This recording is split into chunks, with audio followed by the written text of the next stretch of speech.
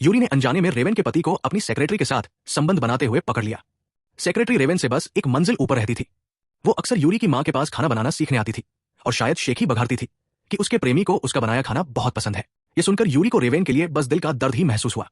कुछ सोचने के बाद उसने रेवेन को सब कुछ बताने का फैसला किया, यहां तक कि उसे सेक्रेटरी के घर का पता भी दे दिया। रेवेन सीधे सेक्रेटरी के अपार्टमेंट में गई। वहां उसने लिफ्ट में अपने पति और सेक्रेटरी को साथ देखा। जिस तरह से वे एक दूसरे के साथ एक प्रेमी जोड़े की तरह अंतरंग व्यवहार कर रहे थे, वो रेवेन के लिए बर्दाश्त से बाहर था।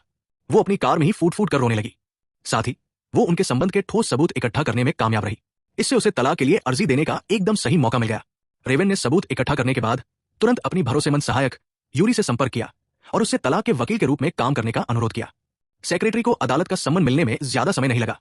रातों रात रेवेन के कदमों की आहट से वो ऑफिस की गपशप का केंद्र बन गई। सेक्रेटरी ने अपराध बोध से अपना सिर झुका लिया। दूसरी ओर रेवेन ने खुद को प्रभावशाली व्यक्तित्व के साथ प्रस्तुत किया। उसका आभा मंडल तीक्ष्ण था, उसकी गरिमा अडिग थी। सेक्रेटरी उसकी आंखों में देख भी नहीं पा रही थी, लेकिन रेवेन ने उसे नौकरी से नहीं निकाला। वो सेक्रेटरी को अपनी आंखों से अपने पतन का सामना करते देखना चाहती थी। हालांकि सेक्रेटरी को कोई पछतावा नहीं था। उसने व्यंग्यात्मक लहजे में कहा, तुम्हारा पति मुझसे प्यार करता है, तुमसे नहीं। रेवेन ने तुरंत उसकी बात बीच में ही रोक दी, उसे चेतावनी देते हुए कि उसे इतनी बेशर्मी से कुछ कहने का कोई अधिकार नहीं है। इस बीच रेवेन के पति को भी अदालत का सम्मन मिल गया। उसने रेवेन को ठंडे स्वर में पुकारा, मैं अब तुम्हें बर्दाश्त नहीं कर सकता। तुम्हें तलाक देना मेरा अब तक का सबसे अच्छा फैसला है। रेवेन ने खुद को संभालते हुए कहा, अब से सीधे मेरे वकील से संपर्क करो, मुझे फिर कभी फोन मत करना। जैसे ही उसने फोन रखा, उसका पूरा शरीर कांप उठा। उसके चेहरे पर आंसू बहने लगे। अपने बच्चे की कस्ती की लड़ाई में उसके पति ने कोई कसर नहीं छोड़ी।